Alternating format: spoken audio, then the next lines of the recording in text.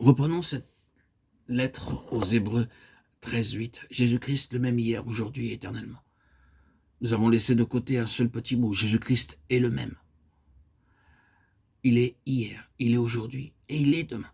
Il n'y a point de hier, d'aujourd'hui ni de demain pour Jésus. Hier était le jour de l'ancienne dispensation. Lorsque cet auteur écrivit cette lettre, il vivait alors aujourd'hui dans la nouvelle dispensation qui venait de commencer. Aujourd'hui est la période qui s'écoule entre le moment où Christ est remonté au ciel et celui de son retour.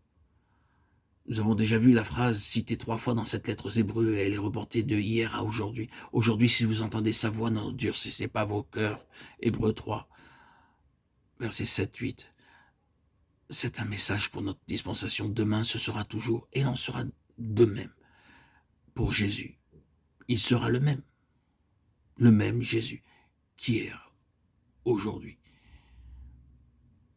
L'auteur de cette lettre dit donc, Jésus-Christ était là dans le hier, et il est le même Jésus-Christ que nous connaissons aujourd'hui. Et il sera le même Jésus-Christ à toujours. Avons-nous remarqué combien se trouve de citations de l'Ancien Testament dans le premier chapitre de cette lettre aux Hébreux? Nous ne pouvons pas nous arrêter à les considérer, mais l'Ancien Testament est souvent rappelé ici et les citations concernent Christ. Il est donc avant tout très clair qu'il était dans l'Ancien Testament. L'on parlait de lui, il était présent dans l'esprit des auteurs de l'Ancien Testament. Il y a des citations de David. Jésus-Christ occupait beaucoup la pensée de David. Les paroles « Tu es mon fils, aujourd'hui je t'ai engendré » ont été écrites premièrement par lui, psaume 2,7. Et il y a beaucoup d'exemples pareils à celui-là. Il y a beaucoup de citations dans l'Ancien Testament au début de cette lettre aux Hébreux, ce qui montre simplement que Jésus-Christ était présent alors. Et ce Jésus-Christ a passé de hier à aujourd'hui. Cet auteur dit simplement « Ce Jésus-Christ des prophètes et des hommes d'autrefois est celui dont je vous écris aujourd'hui ». Le premier chapitre de la lettre aux Hébreux reprend simplement tout ce qui est de Christ pour le reporter ici, dans le présent. Et c'est le même Jésus-Christ. Nous avons à peine commencé à voir la supériorité de cet aujourd'hui sur hier. Nous n'avons cherché qu'à faire une chose, et c'est celle que cet auteur cherche à faire, c'est de montrer que pour traverser la difficulté et l'épreuve, il nous faut avoir une immense conception du Seigneur Jésus. Pour arriver à la fin, dans la victoire, tout dépendra de la sorte de Christ, qui est pour nous notre Christ. L'auteur avait réalisé que ces chrétiens trouvaient la course longue et difficile et qu'ils avaient besoin de posséder la vertu la plus éprouvante dans la vie spirituelle, la patience.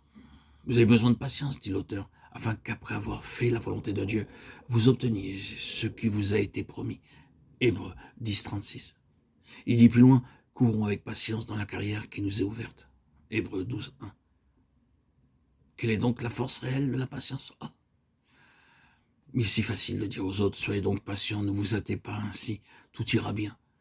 Mais ce n'est pas ce que dit cet auteur à ces chrétiens. Ayez de la patience, il dit, courons avec patience dans la carrière.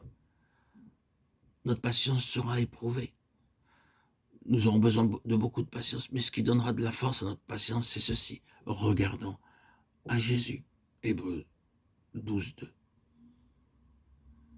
Si nous regardons à nous-mêmes, nous abandonnerons la course et nous le ferons aussi si nous regardons à ceux qui nous entourent. Il y a beaucoup de personnes que nous pousseront à abandonner la course. Si nous regardons le monde autour de nous, nous perdrons patience. C'est pourquoi nous aimons tant la traduction véritable de ces mots. Quelques versions disent simplement « regardant à Jésus ». Le sens est vrai. Mais la version réelle dirait « détournant nos regards de tout autre objet et les fixant exclusivement sur Jésus ». Il faut donc détourner nos yeux de nous-mêmes.